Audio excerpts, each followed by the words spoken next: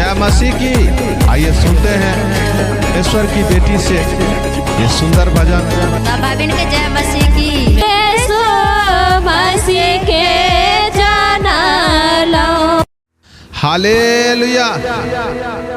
सभी भाई बहन को प्रभु यीशु मसीह महापवित्र सामर्थी नाम से जय मसीह की। आइए आज परमेश्वर के महिमा के लिए, परमेश्वर के धन्यवाद के लिए ये आप देख रहे होंगे फूलझड़ी दीदी, क्रांति दीदी और उनके साथ में परमेश्वर की सामर्थी भजन गा रहे हैं। इस महिमा के लिए परमेश्वर का धन्यवाद हो। आइए सुनते हैं परमेश्वर की बेटी से ये सुंदर भजन। Hallelujah hallelujah. सब बहन के जय मसीह की। परमेश्वर के आशीष हो कि ये प्रभु हमरा लोग के यहाँ पर नाम लखे। सब भाई बहन सुनियो आ यहाँ सब विश्वास करियो। प्रभु की आशीष हो। सबके प्रार्थना विनती परमेश्वर सुनै छे। हम एक छोटा सा भजन के छिए, सब दीदी भैया सुनबे। नहीं मनमा करे प्रभु पर के भाई बेलावास। नहीं मनमा करैबा जनमा जे प्रभु हसे नाहि मनमा करैबा जनमा जे प्रभु नहीं मनमा करे प्रभु पर के भाई बेलावास। नहीं मनमा करैबा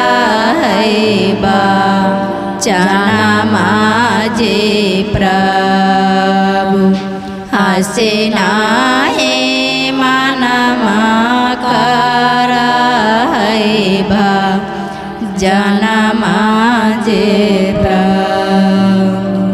कौने शैतानमा प्रभु मतिया बौराबै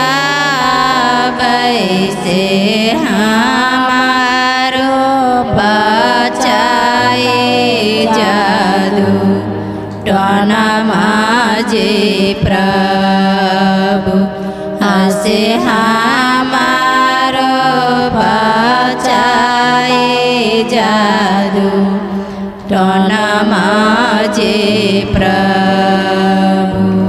कौने शैतानमा प्रभु मतिया बौराबै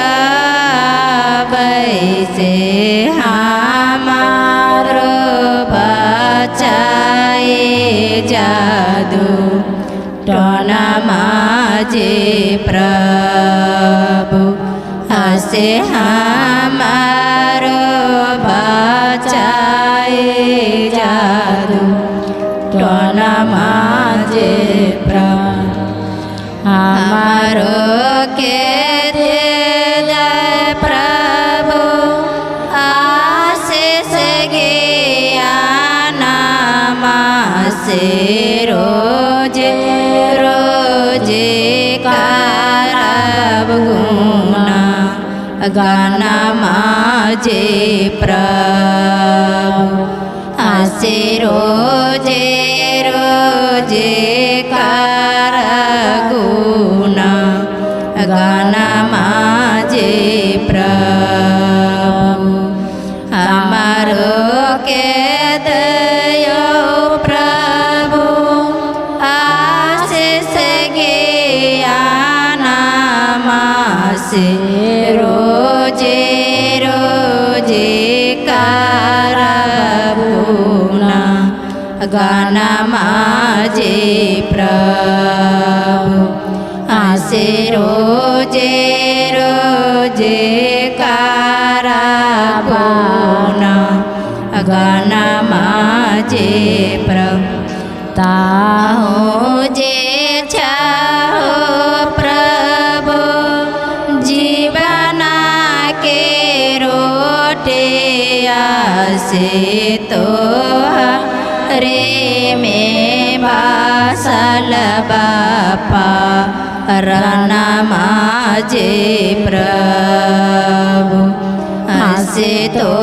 हारे में भासल बापा राना माझे प्रभु ताहो जे चाहो प्रभु जीवना के रोटे आसे तो रे में बासल बापा राना माझे प्रभु आसे तो हारे में बासल बापा राना माझे प्रभु आसे रोजे रोजे पारब गुना गाना माझे प्रभु आसे रोजे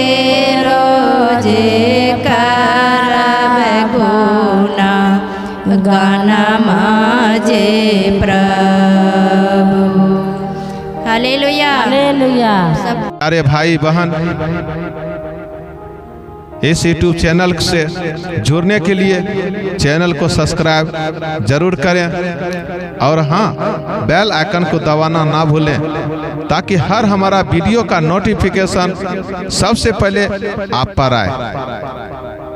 और इसी तरह सुसमाचार के परमेश्वर का राज बढ़ाने के लिए इस वीडियो को शेयर जरूर करें, लाइक करें। परमेश्वर का धन्यवाद हो। पिता पुत्र पवित्र आत्मा प्रभु यीशु मसीह महापवित्र सामर्थी नाम से जय मसीह की। हालेलुया।